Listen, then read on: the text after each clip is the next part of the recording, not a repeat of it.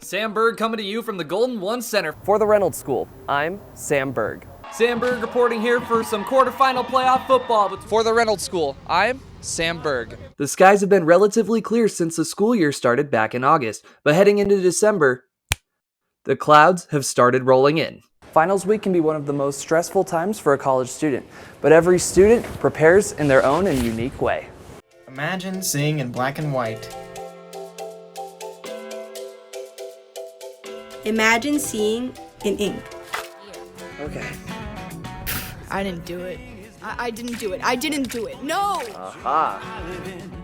And they just needed one more point to win. The serve from De Abreu was just too hot to handle. The call is confirmed and the Knights take home the victory and the trophy. But then came the big blast. Brianna Humphrey steps to the plate with a runner on, and see you later. A 2-run shot out to left field, and that would give Rams a 4-2 lead. With students living on their own, they can now make the decision for themselves, whether to eat out or to eat food from home.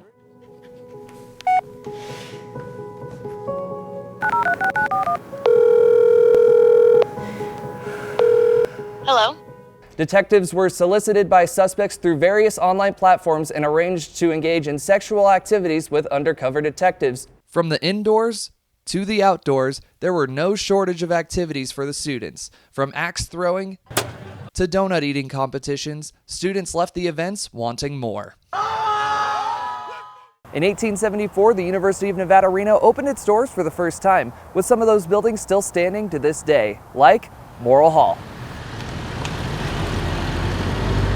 The 1862 Morrill Land Grant Act allowed the creation of universities across the U.S. The university, then named the State University of Nevada, was first developed in Elko before moving to Reno a few years later. The school did not do very well in Elko. It was a little bit far from where people lived. And so in 1885, the decision was made to move the university to Reno. Some of the earliest programs offered by the university were agriculture, mining, literature, and foreign language, with all of the research still being used to this day. It's a rich history that some students wish they knew more about. Well, yeah, I think that a lot of people don't recognize that we're on a historic campus, but we go to class in buildings that have been around for over 100 years. We are surrounded by history everywhere. There's displays everywhere. There's always a chance to learn something about the history of the university. 150 years later, and the university is celebrating what the campus has become. For the Reynolds School, I'm Sam Berg. Sam Berg reporting here from Heart Health Park for the CIF D1 Championship match between the Modesto Panthers and the Whitney Wildcats.